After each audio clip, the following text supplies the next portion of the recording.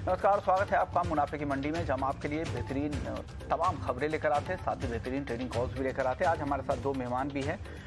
मनोज कुमार जैन है, डायरेक्टर है head commodity and currency research Prithvi Finmart से, और कुणाल शाह है, कमोडिटी रिसर्च के हेड हैं निर्मल बंग से। आप दोनों ही मेहमानों का स्वागत है। सबसे पहले लेकिन देख लेते हैं आज की 10 बड़ी खबरें जिन पर आपको नजर रखनी चाहिए। गोल्ड और सिल्वर की अगर बात करें तो यहाँ पर आज भी दायरे में कारोबार है, हालांकि बैसनेस है वो तेजी की तरफ है। 100 रुपये के आसपास की तेजी गोल्ड में और 200 रुपये के आसपास की तेजी हम चांदी में देख रहे हैं। वहीं क्रूड की अगर बात करें तो यहाँ पर लगातार तेजी बनी हुई है। महीने भर में कच्चा तेल करीब 25% तक महंगा हो चुका है। गोल्डमैन सैक्स ने अब ब्रेंट क्रूड का टारगेट बढ़ाकर सेकेंड हाफ के लिए $135 कर दिया है। वहीं नेचुरल गैस की बात करें तो टेक्सास के LNG प्लांट में आग की खबर से कल काफ़ी तेजी दिखी थी, लेकिन अब वापस से मुनाफा वसूली आ गई है। आज तेज गिरावट यहां पर दिख रही है, 6 से 7% तक की MCX पर गिरावट दिख रही है। कॉपर चीन में मांग को लेकर अभी भी अनसर्टेनिटीज है और उससे यहां पर दबाव है। 795 रुपए के नीचे कारोबार कर रहा है। अब बात कर लेते हैं एग्री मार्केट की।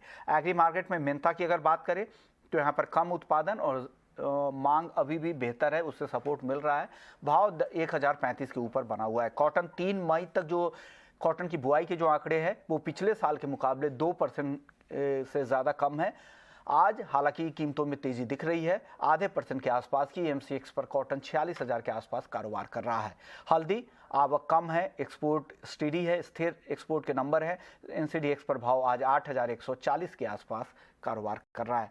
जीरे की बात करें तो कम उत्पादन है, भाव 21,300 के ऊपर। धनिया में भी यहाँ पर हल्की तेजी दिख रही है, 11,450 के आसपास NCDX पर कारोबार हो रहा है। कैस्टर वहीं कम यील्ड की खबर है और उत्पादन के लगातार जो भी अनुमान आ रहे हैं वो कम उत्पादन के अनुमान है, उससे यहाँ पर कीमतों को सपोर्ट मिल रहा है। आज NCDX पर 7,500 के आसपास है। तो ये कुछ एग्री मार्केट की खबरें, लेकिन अब चलिए वापस से क्रूड का रुख कर लेते हैं, जहाँ पर लगातार तेजी बनी हुई है। आज $124 के आसपास ब्रेंट क्रूड का भाव है। कुणाल जी, क्या लग रहा है, कितनी तेजी आपको यहाँ से दिख रही है? 2008 का जो रिकॉर्ड स्तर था इस बार लग रहा है इस तेजी में तोड़ देगा? I hope ऐसा हो नहीं, because that will not be good for a country like India. But अभी जो फिलहाल जो हालात है वो ऐसा इंडिकेट कर रहे हैं कि कच्चे तेल में मंदी के लिए कोई रीजन चाहिए मार्केट में। आज आप देखेंगे US में गैसोलीन के प्राइसेस $5 पे ट्रेड कर रहे हैं। आज प्री ओपन में जो US में हमने नेचुरल गैस के एक प्लांट पे फायर होते हुए देखी है, 13% यूरोपियन नेचुरल गैस अभी ऊपर है। तो there is a severe crisis in energy market. We need some really concrete triggers for oil to go down, जो आ नहीं रहे। जैसे बीच में बात थी कि सऊदी अरेबिया अपना प्रोडक्शन 2 मिलियन बैरल से बढ़ाएगा, या सऊदी अरेबिया ओपेक प्लस से रशिया को निकालेगा, या US का प्रोडक्शन बहुत जोर से बढ़ेगा। सो ये सब ट्रिगर्स मार्केट में जो प्ले हो सकते हैं वो अभी तक हुए नहीं है। तो फोर्सफुली मुझे तेजी कहना पड़ रहा है, क्योंकि there is absence of bearish trigger.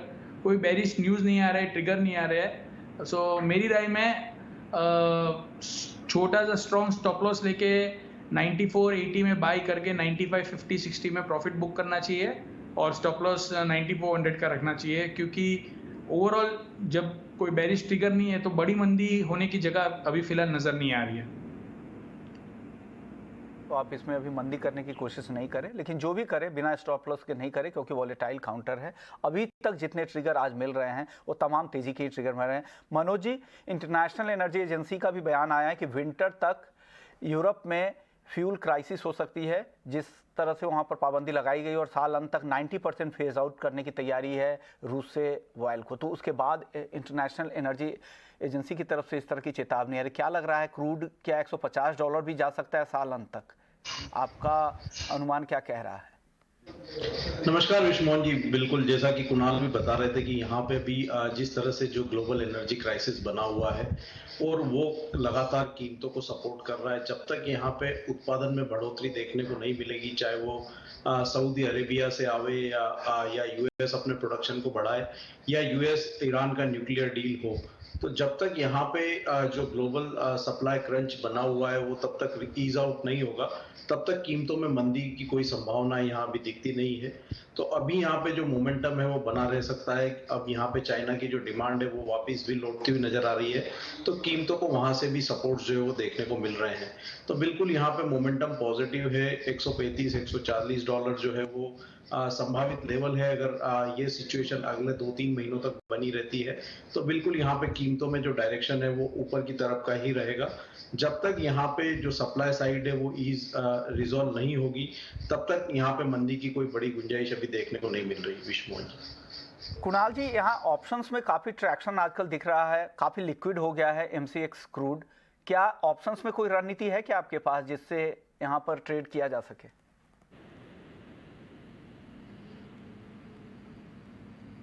Kunal ji. Ji, option में भी मेरे हिसाब से बाइंग करके कॉल ही लेना चाहिए फिलहाल।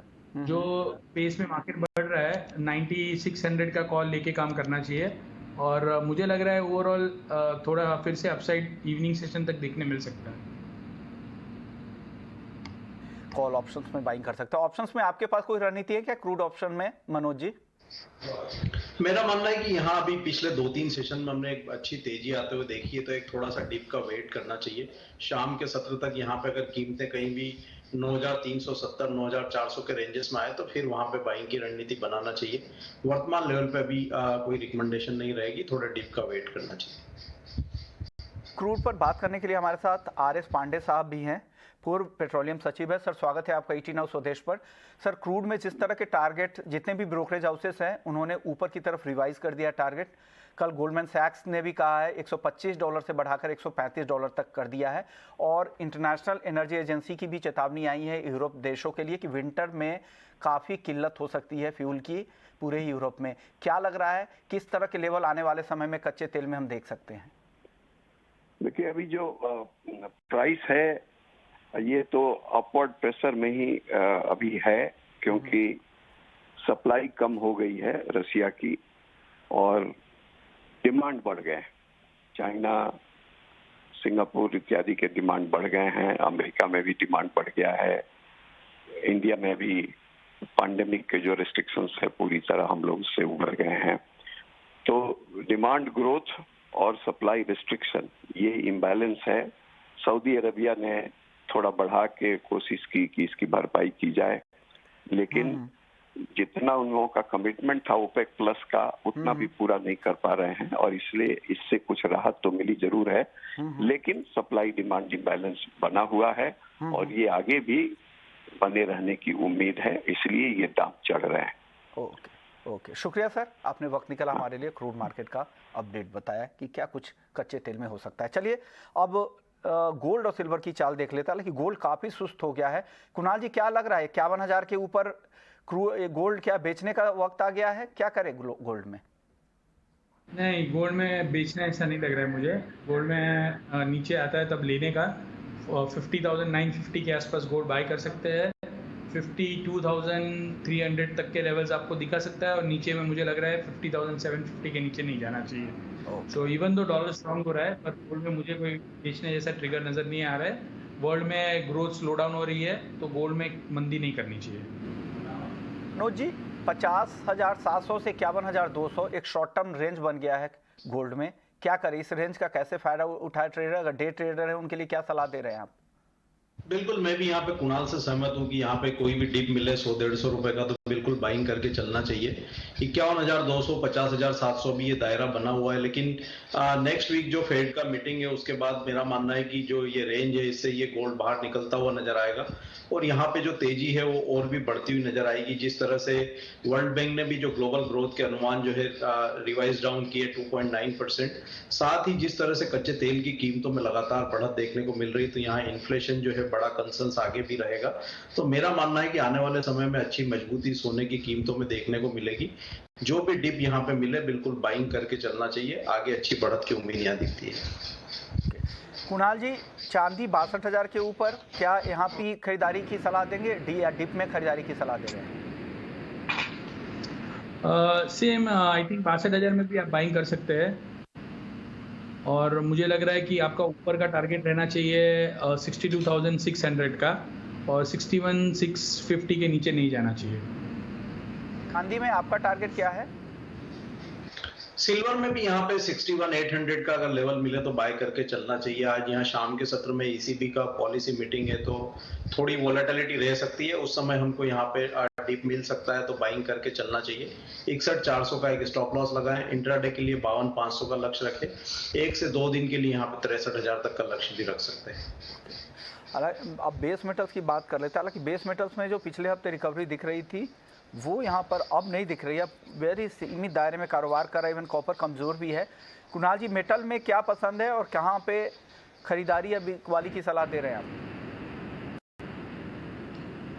मेटल्स में मुझे कॉपर वीक लग रहा है, उछाले पे बेचना चाहिए। 798 799 एक बार टेस्ट कर सकता है, but I am not bullish. और मुझे लग रहा है 785 780 के टारगेट आपको देखने मिल सकते हैं। और सेल ऑन राइज की रणनीति अपनाएं, कॉपर वीक है। सर कुणाल जी, मेटल में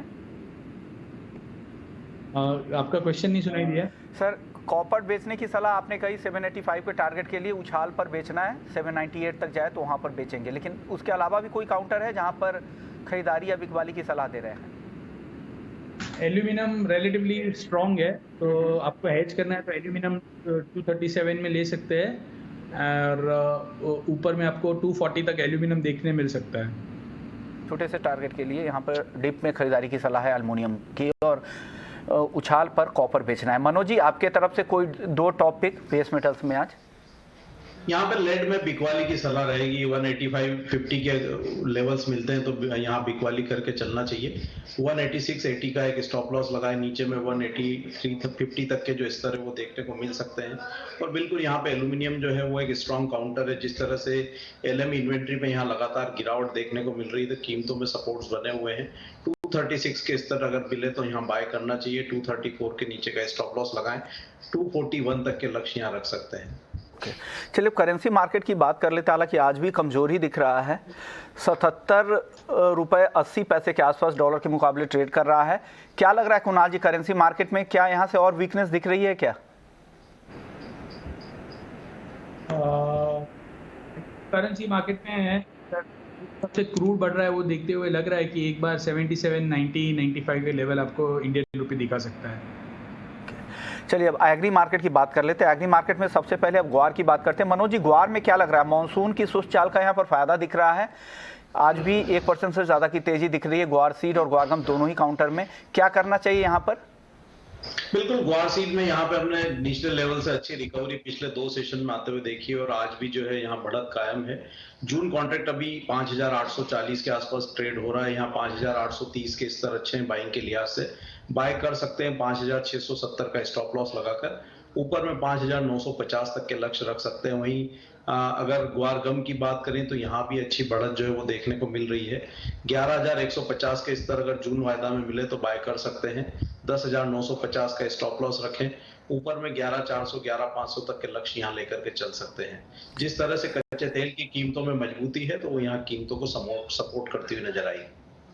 तो की चाल पर नजर डाल लेते हैं। यहाँ भी आज खरीदारी है, आधे से 1% तक की तेजी है। टर्मरिक, कोरिएंडर और जीरा तीनों ही काउंटर में तेजी है। मनोज जी, यहाँ पे कुछ खरीदारी के लिए है क्या जहाँ पर खरीद लेना चाहिए? अभी तीनों मसालों में मेरा मानना है कि यहाँ पे हल्दी काफी अच्छे लेवल पे ट्रेड हो रही है और निचले लेवल पे हमने देखा है कि 7,800 7,900 एक अच्छा बेस ये कमोडिटी ने बनाया है।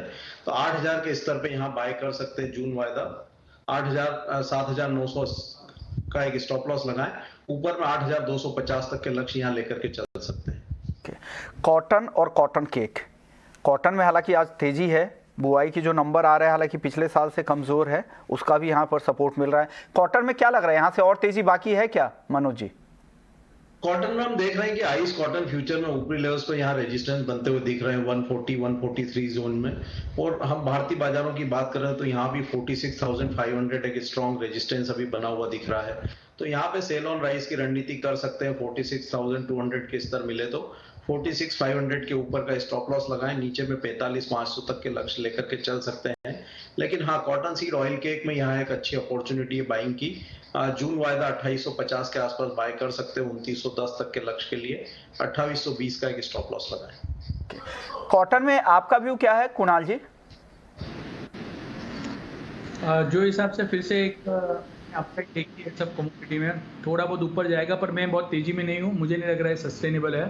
सो जैसे मनोज जी ने कहा थोड़ा बहुत ऊपर जा सकता है, बट लंबी तेजी नहीं नज़र आ रही है। मैक्सिमम यहाँ से 300-400 रुपया, उससे ज़्यादा नहीं। एक आध % की तेजी आ सकती है, उससे ज़्यादा नहीं। मैं सेल ऑन राइज की रणनीति प्रेफर करूँगा। तेजी आ सकती है, सेल ऑन राइज की रणनीति के साथ यहाँ पर आप काम कर सकते हैं। चलिए अब कैस्टर की बात कर लेते हैं, जहाँ पर उत्पादन की जितने भी अनुमान आ रहे हैं वो लगातार कम हो रहे हैं, यील्ड को लेकर भी चिंता है। मनोज जी, क्या लग रहा है कैस्टर में 7500 के आसपास एनसीडीएक्स पर जून का वायदा ट्रेड कर रहा है, क्या करना चाहिए कैस्टर में? ये लेवल्स पे बाइंग का रिकमेंडेशन नहीं रहेगा विश्व मोहन जी। हम देख रहे हैं कि ऊपरी लेवल्स पर यहाँ 7550 7600 की रेंज में जो है कमोडिटी जाती हुई यहाँ पे थकती हुई दिख रही है बार बार।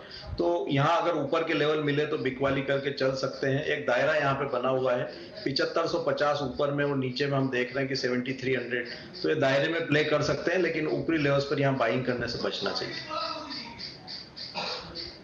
नेचुरल गैस पे आपकी कॉल नहीं ले पाए थे मनोज जी, क्या लग रहा है नेचुरल गैस? हालांकि आज कमजोर दिख रहा है, लेकिन जिस तरह के नंबर्स आ रहे हैं, हालांकि यूरोपियन गैस में आज भी तेजी है, 25-26% तक की तेजी दिख रही है फ्यूचर्स में। वहां पर क्या लग रहा है नेचुरल गैस में जो ये गिरावट आई है, क्या बाइंग का सही लेवल है क्या ये? बिल्कुल, यहाँ ऊपरी लेवल से एक नीजर रिएक्शन देखने को मिला था और आज भी यहाँ भारतीय बाजारों में गिरावट देखने को मिल रही है, लेकिन मेरा मानना है कि 636 एक अच्छा सपोर्ट लेवल यहाँ पे दिख रहा है इंट्राडे में, तो वो लेवल पे बाय कर सकते हैं। 622 का एक स्टॉप लॉस लगाएं, ऊपर में 660 तक के स्तर फिर एक बार देखने को मिल सकते हैं। ये स्ट्रिक्टली इंट्राडे रहेगा कॉल, और यहाँ पे स्टॉप लॉस का पालन जो है बिल्कुल करें। कुणाल जी, नेचुरल गैस पर आपका व्यू क्या है? 25% से ज्यादा ऊपर है यूके गैस, और यूरोप गैस में भी करीब 12% की तेजी फ्यूचर्स में दिख रही है। क्या लग रहा है आज जो गिरावट है एमसीएक्स पर, यह खरीदारी का लेवल है?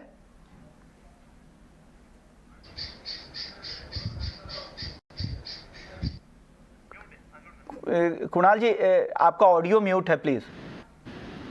यूएस की गवर्नमेंट ने ऐसा कल जो बात आ रही है नेचुरल गैस में कि कोई रेगुलेशन ला सकते हैं जिससे गैस के प्राइसेस नीचे आए, और वही एंटिसिपेशन में गैस के प्राइस नीचे है। सो अगर ऐसा कुछ रेगुलेशन नहीं आता है गैस मार्केट के गैस प्राइसेस नीचे लाने का, तो फिर से गैस ऊपर आ जाएगा। बट जब तक I think it's wait and watch. So मैं आज के दिन पे थोड़ा वेट करने के लिए रिकमेंड करूँगा। वेट फॉर द अनाउंसमेंट और उसके बाद कॉल लेना चाहिए। So no calls from gas from my side. अब बात कर लेते हैं एमएसपी, खरीफ फसलों की जो एमएसपी में कल बढ़ोतरी हुई उसमें 5 से 9% तक की बढ़ोतरी देखने को मिली है। इस पर बात करने के लिए हमारे साथ एग्री इकोनॉमिस्ट विजय सरदाना जी है। सर, स्वागत है आपका।